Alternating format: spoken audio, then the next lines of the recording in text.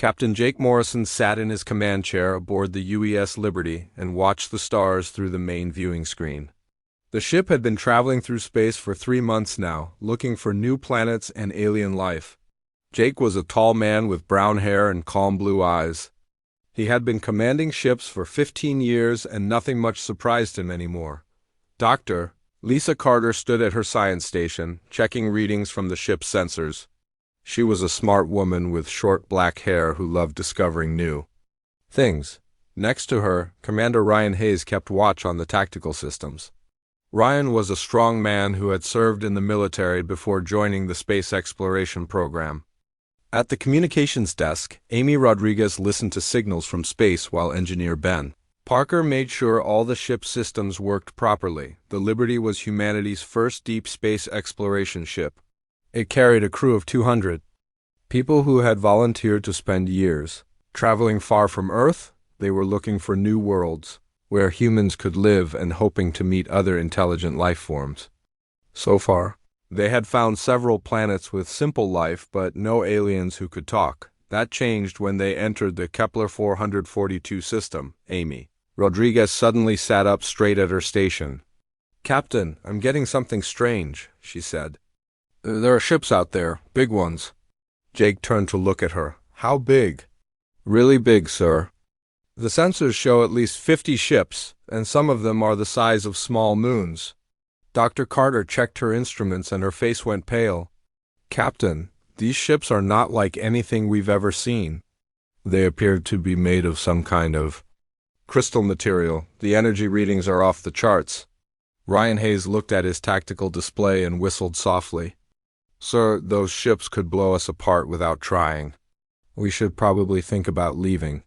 Before Jake could answer, the main viewing screen flickered and changed. A face appeared that made everyone on the bridge stop talking. The alien had 6 arms, 4 eyes that glowed red, and a mouth full of sharp teeth. Its skin looked like it was made of dark metal, and strange symbols moved across its forehead. "I am Supreme Commander Zektar of the Vorth Dominion," the alien said in a voice that sounded like grinding metal. "You will listen and obey." Jake leaned back in his chair and crossed his arms. "Well, hello there. I'm Captain Morrison." "Nice to meet you." Zektar's eyes flashed brighter. "You do not understand your situation, small creature. We are the Vorth Dominion. We have ruled this galaxy for 10,000 years. We have conquered 400 civilizations. We have destroyed countless worlds." Amy Rodriguez looked at her captain and tried not to smile. Ben Parker shook his head and went back to checking his engineering reports. Dr. Carter watched the alien with scientific interest, like she was studying an unusual bug. "We give you one chance," Zektar continued. "Surrender now and your death will be quick.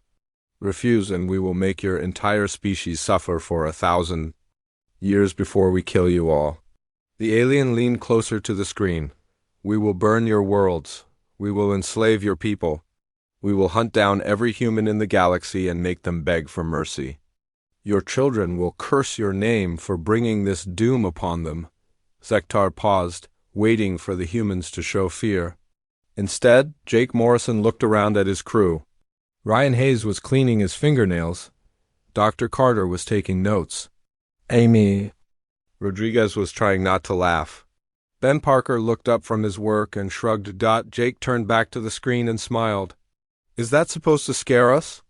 The bridge of the Vorth ship went completely silent. Zektar stared at the human captain, like he had just spoken in an unknown language. His 4 eyes blinked in different patterns, and his mouth opened and closed without making sound.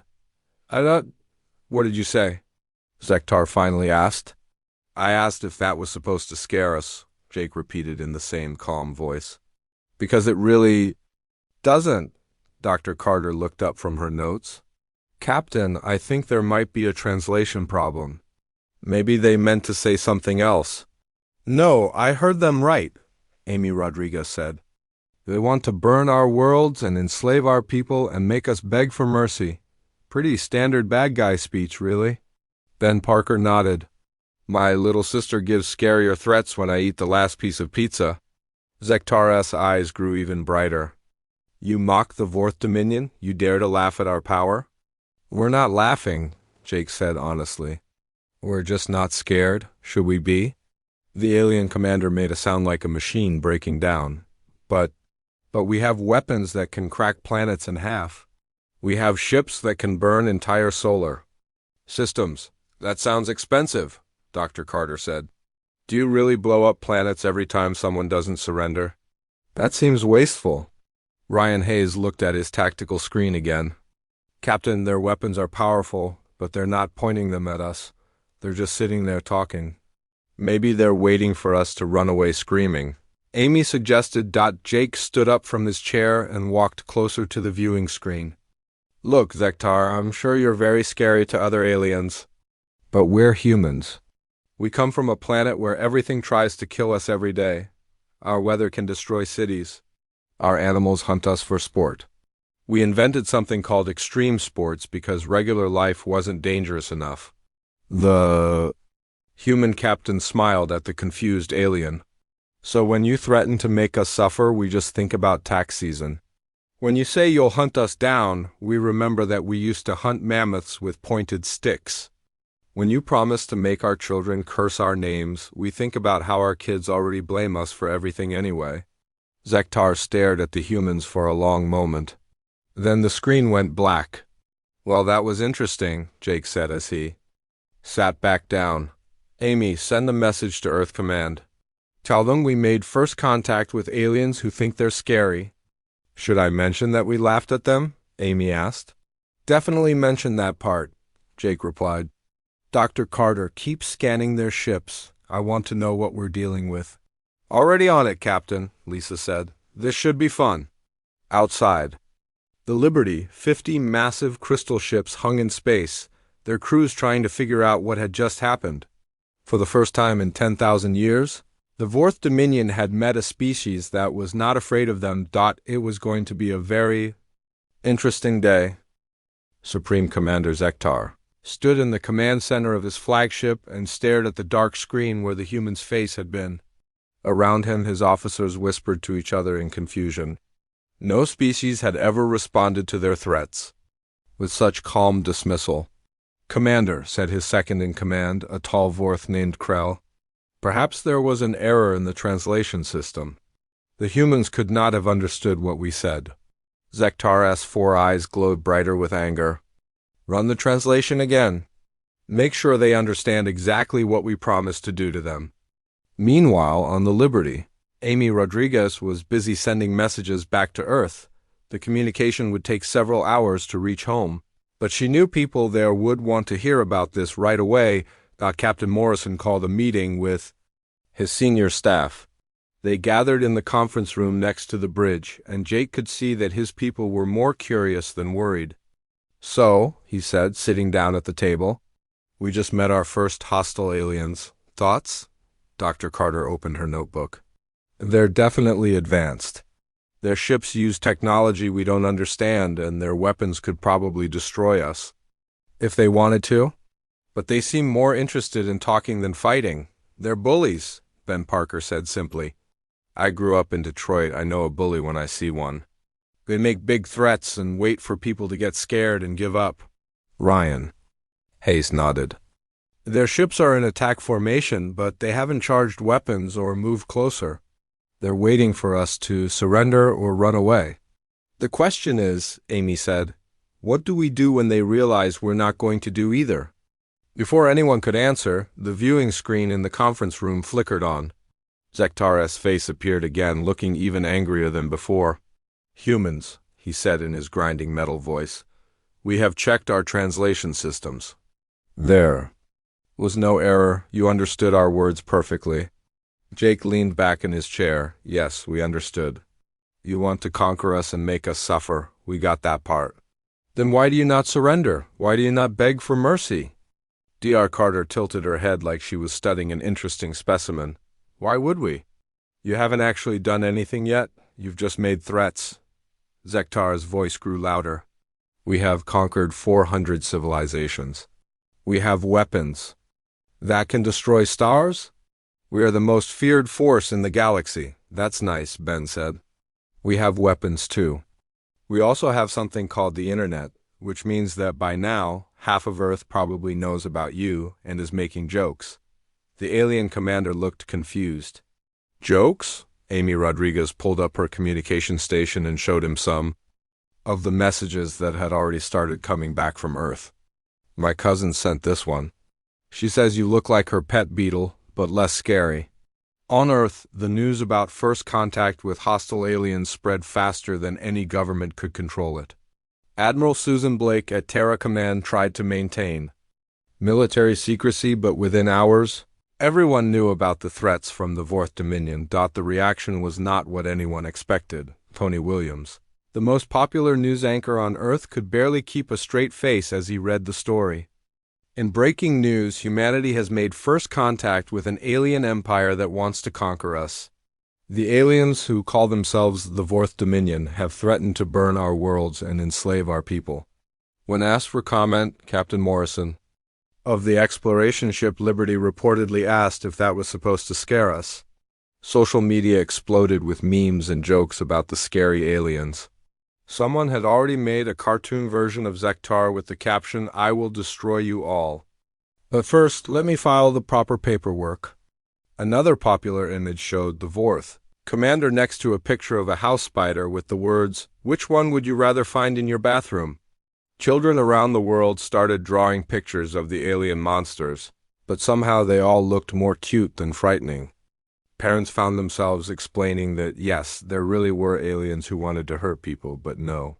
Nobody was very worried about it. Back in space, Zektar was getting more frustrated by the minute. He decided to show the humans that the Vorth were serious.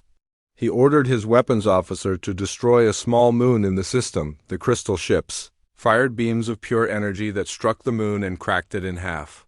Pieces of rock flew in all directions, and the explosion could be seen from the Liberty. Jake Morrison watched the destruction through the main viewing screen and shook his head. "That was somebody's moon," he said. "Now it's space junk." "Thanks for that." Sektar appeared on the screen again, expecting to see terror in the human's eyes. Instead, he saw mild annoyance. "Did you see what we did to your moon?" the alien demanded. "It wasn't our moon," Jake replied. "It was just a rock floating in space. But yes, we saw your fireworks show. Very impressive. Our kids do better with bottle rockets on the 4th of July, but good effort." Dr. Carter was taking readings from the explosion. "Captain, the energy output was significant, but not as impressive as they're trying to make it seem.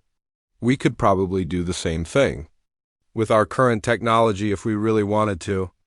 "Why would we want to?" Ben asked. "Blowing up moons seems like a waste of perfectly good moons." Zektar made that machine breaking down sound again. You are not afraid of our power." "Should we be?" Amy asked. "I mean, you blew up a rock. My brother once blew up his garage making fireworks in high school. Nobody was impressed then either." The Vorth commander cut the transmission again, but this time Jake could hear shouting coming from the alien ship before the screen went dark. "I think we're confusing them," Ryan observed. "Good," Jake said. "Confused bullies make mistakes." "Dr. Carter, I want you to study everything we can learn about these Vorth. How do they fight? What do they expect from the species they threaten?" "Already working on it, Captain.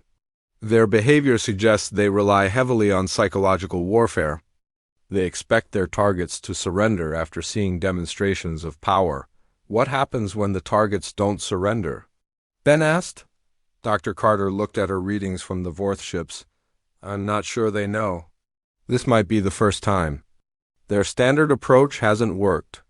Jake stood up and walked to the viewing port. Outside, the alien fleet waited in the darkness, probably trying to figure out what to do next. "Amy, send another message to Earth," he said. "Tell them the aliens are having what appears to be a nervous breakdown. Also, ask if anyone has suggestions for what we should do with 50 confused alien warships." "Should I mention that they're kind of cute when they're angry?" Amy asked. Jake smiled. "Definitely mention that. I think these Vorth need to learn something about humans that they didn't expect to learn." "What's that, Captain?" "That scaring us takes a lot more work than they think." Dr. Krell was the smartest scientist in the Fourth Dominion, and right now he was having the worst day of his very long life. Supreme Commander Zektar had ordered him to study these humans and figure out why they were not afraid of anything. Krell sat in his laboratory aboard the flagship, surrounded by screens showing everything the Vorth could learn about Earth and humanity. What he found there made him wish he had chosen a different career. "This cannot be correct," he muttered, reading the data for the 5th time. No species could survive on such a world. The planet called Earth was a nightmare. Krell had studied thousands of worlds, and most of them were peaceful places where life grew slowly and safely. Earth was different. Earth was trying to kill everything that lived on it. The weather alone should have destroyed any intelligent life. Krell read about hurricanes that could level cities, tornadoes that threw cars through the air like toys, and blizzards that buried entire regions under ice.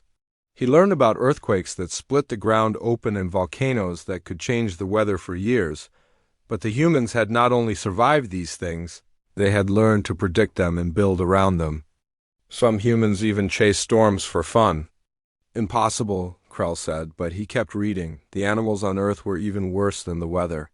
Krell discovered creatures called sharks that had been killing things for millions of years, bears that could run faster than most vehicles, and tiny insects that could kill with a single bite. There were snakes whose poison could drop a human in minutes, spiders that jumped on their prey, and something called a honey badger that apparently did not care about anything, but humans had not just survived these creatures. They had made friends with some of them. Krell found records showing that humans had tamed wolves, which were some of the most dangerous predators on their world, and turned them into pets they called dogs.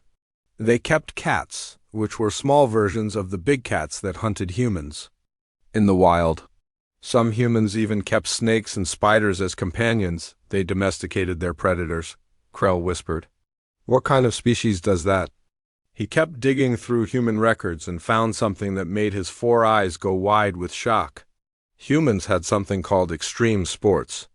These were activities that humans did for fun that involved risking their lives. Krell read about humans throwing themselves out of aircraft with only a small cloth to slow their fall. He learned about people who climbed mountains where the air was too thin to breathe and the cold could kill them in minutes. There were humans who went into caves deep underground, who jumped off bridges with ropes attached to their feet, and who rode down mountains on small boards at incredible speeds. "They seek out danger for entertainment," Krell said to himself. "They make their lives more dangerous on purpose." But the worst discovery was yet to come. Krell found records of human history and learned that humans had spent most of their existence fighting each other. They had created weapons that could destroy their entire world, and they had pointed those weapons at themselves.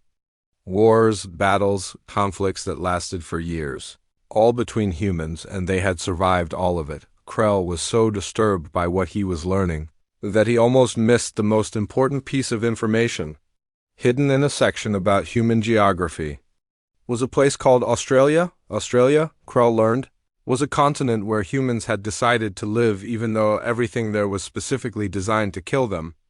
The plants were poisonous, the animals were deadly, the insects could put a human in the hospital, and even the water contained creatures with enough poison to kill 100 people. Humans had looked at this continent of death and said, "This seems like a nice place to raise children." Krell had to stop reading for a moment and take deep breaths. He was beginning to understand why the humans were not afraid of the Fourth Dominion. On the Liberty, Captain Morrison and his crew were going about their normal day. They had posted guards to watch the alien fleet, but nobody seemed very concerned about the massive warships floating nearby. Dr. Carter was studying the Vorth technology and taking notes about their crystal construction methods. Ben Parker was fixing a problem with the life support system that had been bothering him for weeks. Ryan Hayes was training with some of the security team in the ship's gym. Amy Rodriguez was chatting with her family back on Earth and sharing pictures of the alien ships. "Mom wants to know if they're friendly," Amy told Captain Morrison during lunch. "I don't think they know how to be friendly," Jake replied. "They seem to only know how to threaten people." "That's sad," Dr. Carter said. They're missing out on so much. I'd love to learn about their technology, but they're too busy trying to scare us. Meanwhile, Dr. Krell had moved on to studying human culture and was discovering things that made even less sense. Humans had created something called horror movies, where they paid money to watch scary things happen to other humans. They built haunted houses where people walked through dark places while actors jumped out and tried to frighten them. Human children, told each other scary stories at night for fun. They celebrated something called Halloween, where they dressed up like monsters and went from house to house asking for candy. They have turned fear into entertainment, Krell said. They seek out things that should terrify them and they enjoy the experience. But the most confusing thing Krell discovered was something called Florida Man. Apparently, humans from the place called Florida did things so strange and dangerous that the rest of humanity made jokes about them. Krell read news stories about Florida Man fighting alligators, riding manatees, and throwing alligators through drive-through windows. There is an entire subspecies of humans that actively seeks out the most dangerous possible situations, Krell reported to his assistant. They appear to be completely without fear or common sense. His assistant, a younger Vorth named Tex, looked at the data and shook his head. Sir, perhaps we should recommend that the Dominion avoid this Florida place entirely. Krell was beginning to reach the same conclusion about all of humanity. Supreme Commander Zektar called a meeting of his top officers to hear Krell's report. They gathered in the war room of the flagship, a dark place decorated with trophies from conquered worlds. What have you learned about these humans? Zektar demanded. Krell looked down at his notes and wondered how to explain what he had discovered. Commander, the humans are not like any species we have encountered before. Obviously, they do not fear us, but why? Because, sir, they have already survived everything we could possibly threaten them with. Their own world has been trying to kill them for millions of years, and they have not only survived but thrived? Zektar leaned forward. Explain. Krell took a deep breath and began his report. He told them about Earth's deadly weather, dangerous animals, and hostile environment. He explained about human history, their wars, their weapons, their willingness to risk death for entertainment. By the time he finished, the war room was completely silent. You are telling me, Zektar said slowly, that these humans evolved on a death world where everything is trying to kill them, and they think this is normal? Yes, sir, more than normal. They think it is fun. One of the other officers spoke up. What about their children? Surely their young are afraid of things. Krell consulted his notes. Human children keep dangerous animals as pets, climb trees that could kill them if they fall, and play games that involve hitting each other with sticks. Their children are raised to believe that the universe is trying to hurt them and that this is just part of life. So when we threaten to make them suffer, another officer said, they think about things they have already survived. Exactly, Krell said. When we threaten to hunt them, they remember that their ancestors hunted creatures much larger than themselves with simple tools. When we threaten to destroy their worlds, they think about how their own world has tried to destroy them many times and failed. Zektar sat back in his chair and stared at the ceiling. For 10,000 years, the Vorth Dominion had conquered through fear. They found peaceful species living on safe worlds and terrified them into surrender, but humans were not a peaceful species living on a safe world. Humans were warriors who had been fighting for survival since they first opened their eyes, and Earth was a training ground that had prepared them for anything the galaxy could offer. Sir, Krell said quietly, I believe we may have made a mistake. Zektar looked at his chief scientist. What kind of mistake? The kind where we picked a fight with someone much tougher than we are. Supreme Commander Zektar was not ready to give up. The Vorth Dominion had never retreated from a fight, and he was not going to be the first commander to run away from a single human ship. If normal threats did not work on these strange creatures, then he would have to use the weapons that had never failed him before. He sent a message across the Vorth fleet calling for War Master Nexver and the Dread Fleet. Nexver was the most feared warrior in the Dominion, a Vorth who had personally conquered 50 worlds and never shown mercy to any enemy. His ships carried weapons that could break reality itself and creatures that were bred specifically to drive enemies insane with terror. "If the humans want to see something truly frightening," Zektar said to Dr. Krell, "then we will show them what real fear looks like." 3 days later, the space around the Liberty filled with new ships. These were not the crystal vessels of the regular Vorth fleet. The Dread Fleet ships were black metal monsters covered in spikes and strange symbols that hurt to look at. They moved through space like hunting animals, and their very presence made the area feel cold and wrong. On the Liberty, the crew watched the new arrivals with interest. "Well, those are definitely uglier than the first ships," Ben Parker observed. From his engineering station, Dr. Carter scanned the new vessels and frowned at her readings. "Captain, these ships are using some kind of technology that I don't recognize. The energy signatures are completely different from anything we've seen before. Are they more dangerous than the crystal ships?" Ryan Hayes asked from his tactical station. "Hard to say," Lisa replied. "Different dangerous, maybe. They're definitely trying harder to look scary." Amy Rodriguez looked up from her communications panel.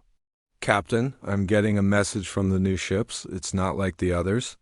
This one feels ... weird." "Put it on screen," Jake said, the viewing screen flickered and showed a face that was much more disturbing than Zektar's. War Master Nexver looked like something from a nightmare. His skin was black metal like his ships, and his eyes glowed with an inner fire.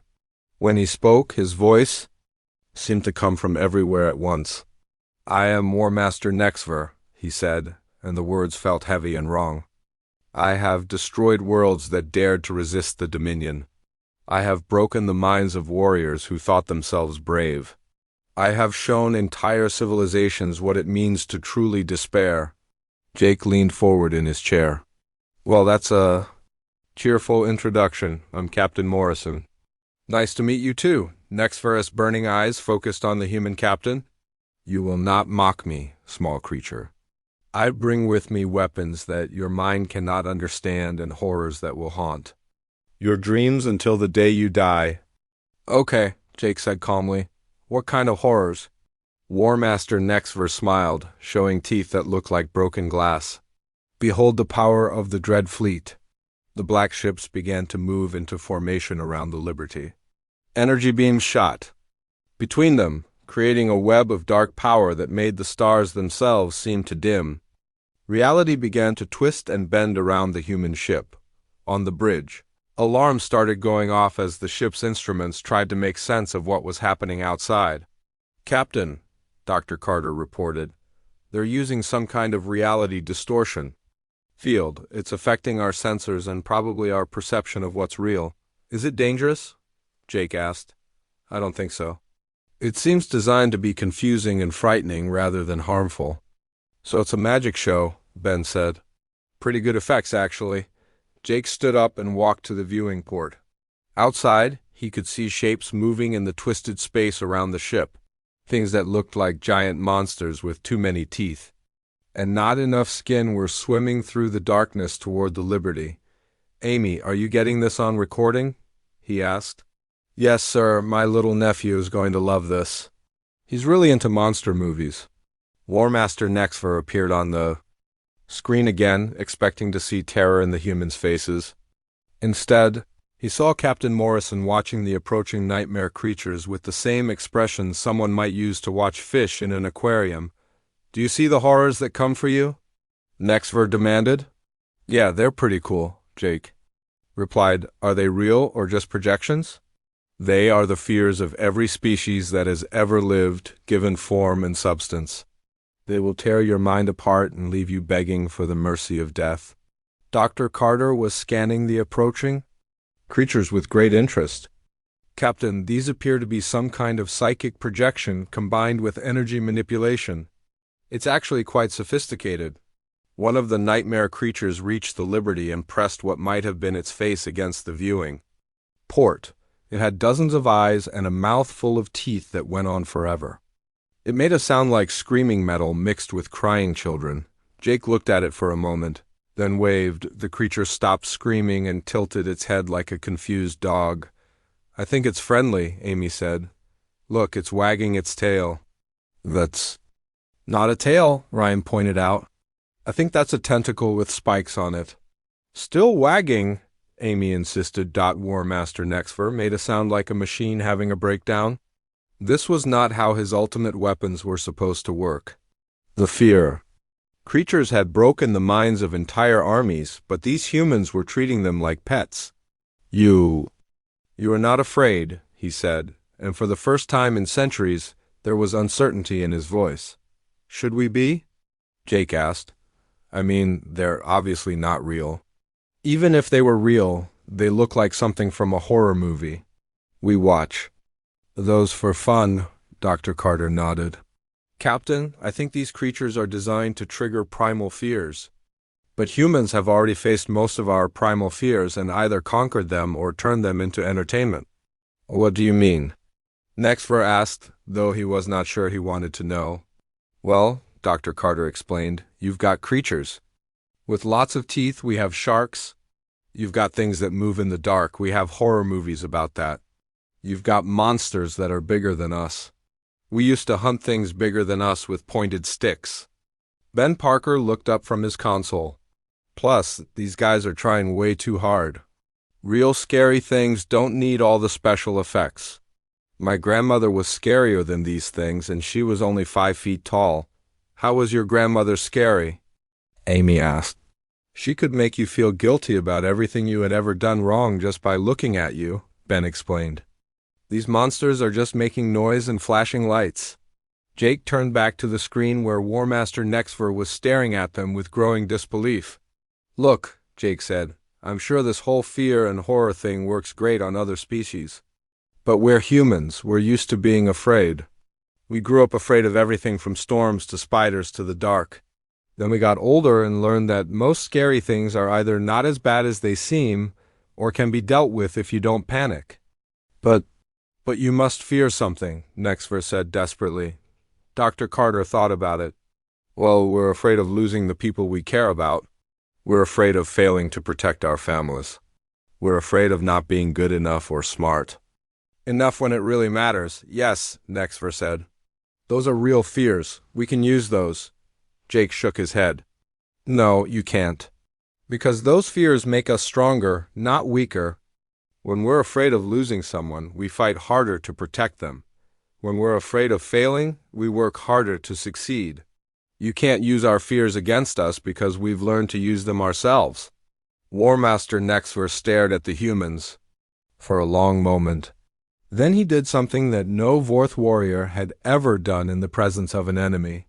He turned off his weapons. I do not understand you, he said quietly. That's okay, Jake replied. Most of the time, we don't understand ourselves either. Would you like to come aboard and talk about it? We were just about to have lunch. For the first time in his very long life, War Master Nexfer of the Dread Fleet found himself completely unsure of what to do next. War Master Nexfer had never been invited to lunch by an enemy before. In fact, he had never been invited to lunch by anyone. The Vorth were not a social species, and warriors of the Dread Fleet were feared even by other Vorth, but something about Captain Morrison's casual offer made him curious. You would allow me aboard your ship? Nexfer asked. Sure, Jake replied. Just don't drip on the carpet and try not to break anything. Our insurance doesn't cover damage from interdimensional war masters. An hour later, Nexfer found himself in the strangest situation of his very long life. He was sitting in the Liberty's mess hall, trying to understand what humans called coffee while Captain Morrison explained Earth history. So let me get this straight, Nexfer said, his burning eyes dim with confusion. Your species survived ice ages by walking to new continents? Well, we didn't have much choice, Jake explained. When your world freezes over, you either move or die, so we moved. Dr. Carter had joined them for lunch and was asking Nexfer questions about Vorth technology. She seemed completely unafraid of the terrifying War Master, treating him like any other interesting research subject. Your reality? Distortion weapons are fascinating, she said. How do you manage to maintain coherent projections across such a large area? Nextver found himself explaining technical details that he had never shared with anyone. Dr. Carter listened with genuine interest and asked smart questions that showed she understood the science behind the weapons. "But why do you use them too? Frighten people?" she asked. "You could do amazing things with this technology. Imagine the scientific discoveries you could make." We never thought about using them for anything but war," Nextver admitted. Meanwhile, Supreme Commander Zektar was having an emergency meeting with his officers. The reports he was getting from War Master Nextver made no sense. "He says the humans invited him to lunch," reported his communications officer. "That cannot be correct," Zektar said. "Check the translation again." "Sir, the translation is accurate. War Master Nextver is currently eating human food and discussing scientific theories." "With their research officer?" Dr. Krell raised one of his 6 arms. "Commander, perhaps it is time to consider that our traditional approach is not working with these humans. What do you suggest?" Zektar asked. "Maybe we should try talking to them instead of threatening them." Back on the Liberty, more Vorth officers had come aboard to see what was happening. Ben Parker was showing them around the engineering sections, explaining how human technology worked. The Vorth were amazed by how simple and reliable human systems were. "You use controlled explosions to generate power?" asked one of the Vorth engineers. "It's efficient," Ben explained. "And if something breaks, we can usually fix it with basic tools." "Your crystal technology is beautiful, but what do you do when it stops working?" The Vorth engineer looked embarrassed. We usually just build a new one." "That seems wasteful," Ben said. "Want me to show you how to repair things instead of replacing them?" Amy Rodriguez was having an even more interesting conversation with the Vorth communications specialists. They were fascinated by human social media and the way humans shared information. "You allow everyone to say whatever they want?" one of them asked. "Pretty much," Amy replied. "It gets messy sometimes, but it means everyone gets to have a voice. But what if they say something wrong or dangerous? Then other people argue with them. We figure that the truth usually wins if everyone gets to speak." The Vorth looked at each other in amazement. In their society, only the leaders were allowed to make decisions or share information. Ryan Hayes was in the gym with several Vorth warriors, showing them human martial arts. The aliens were surprised to learn that humans had developed dozens of different ways to fight. Not for war, but for sport and self-improvement. "You fight each other for fun?" asked one of the warriors. "It's good exercise," Ryan explained. "And it teaches you discipline and respect. Plus, knowing how to defend yourself makes you more confident." But someone could get hurt." "Sometimes," Ryan admitted. "But we have rules to keep it safe, and we take care of each other. The person you're fighting today might be your training partner tomorrow." The Vorth warriors had never heard of such a thing. In their culture, fighting meant killing, and there was no sport or friendship involved. As they went on, more and more came aboard the Liberty. They found themselves learning about human culture, technology, and way of life. What they discovered changed everything they thought they knew about civilization. Humans, they learned, did not have a single ruler who made all decisions. They had hundreds of different governments that argued with each other, but somehow managed to work together when it mattered. They had thousands of different cultures, languages, and beliefs, but they all considered themselves part of the same species. Most shocking of all, humans seemed to enjoy disagreeing with each other. They had debates, discussions, and arguments about everything, and they considered this normal and healthy. "But how do you get anything done if everyone argues about everything?" asked Dr. Krell. "We argue until we find solutions that most people can live with," Dr. Carter explained. "It takes longer than having one person make all the decisions, but the results are usually better because more people help think about the problem." By evening, Captain Morrison found himself hosting what could only be described as the galaxy's strangest dinner party. Half his crew was sitting at tables with Vorth officers, sharing stories and comparing experiences. Supreme Commander Zektar finally came aboard to see what was happening to his fleet. He found Captain Morrison in the observation lounge, looking out at the stars. Your people have corrupted my warriors, Zektar said, but there was no anger in his voice. We didn't corrupt anyone, Jake replied. We just showed them that there are other ways to live besides fear and conquest. Zektar joined him at the viewing port. For 10,000 years, the Vorth Dominion has ruled through terror. It is all. We know. Maybe it's time to learn something new, Jake suggested. But what would we do? We are warriors. We have only ever been warriors. Jake smiled. The galaxy is a big place with lots of problems. Instead of conquering civilizations, you could protect them. Instead of destroying worlds, you could help build them. Instead of spreading fear, you could spread hope. Zektar looked at the human captain with something that might have been wonder in his 4 eyes. You would trust us to do such things? After we threatened to destroy your species? Everyone deserves a second chance, Jake said. Besides, you never actually hurt anyone. You just made a lot of noise and broke one moon. What about War Master Nexver? He is the most feared warrior in the galaxy. Jake pointed across the lounge to where Nexver was sitting with Dr. Carter, looking at pictures of Earth's animals on her tablet. The terrifying War Master was making cooing sounds at photos of puppies. I think he's going to be fine, Jake said. 6 months later, the former Vorth Dominion had become the Vorth Cooperative. They still had their powerful ships and advanced weapons, but now they used them to protect trade routes, help with disaster relief, and explore new regions of space. War Master Nexver had become Dr. Nexver, using his reality-bending technology to create amazing works of art and help scientists study the nature of the universe. His fear creatures had been reprogrammed to be therapy animals for species dealing with trauma. Supreme Commander Zektar kept his title but changed his job. He now coordinated rescue operations for ships in distress and led diplomatic missions to contact new species.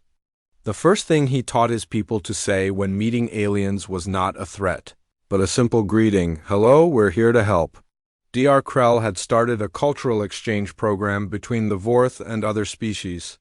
He was particularly excited about studying human psychology and had written 17 papers on why humans were not afraid of things that terrified everyone else. The Liberty continued its mission of exploration, but now it traveled with a small fleet of Vorth ships. The aliens had become fascinated by human methods of scientific discovery and wanted to learn how to explore the galaxy without conquering it. Captain Morrison often thought about that first day when the Vorth had tried to threaten his crew. The aliens had expected fear and submission, but humans had given them something much more valuable: friendship, understanding, and a chance to become something better than they had been. Late one evening, as Jake sat in his quarters writing his report for Earth Command, Amy Rodriguez knocked on his door. "Captain," she said, "I just got a message from home. They want to know if the scary aliens are still scary." Jake smiled and looked out his window at the Vorth ships flying alongside the Liberty. Alien children were visible through the viewing ports, waving at human children on the Liberty. Former warriors were sharing technical knowledge with human engineers. Dr. Carter and Dr. Krell were working together on a project to map previously unknown regions of space. "Tell them," Jake said, "that the scary aliens just needed someone to show them how to be friendly. And remind them that if you're going to threaten humanity, you'd better bring something scarier than Tuesday." Amy grinned. "I'll make sure to include that last part. I think it's becoming our unofficial motto." As the Liberty and its escort fleet continued their journey through the stars, Captain Morrison reflected on how strange the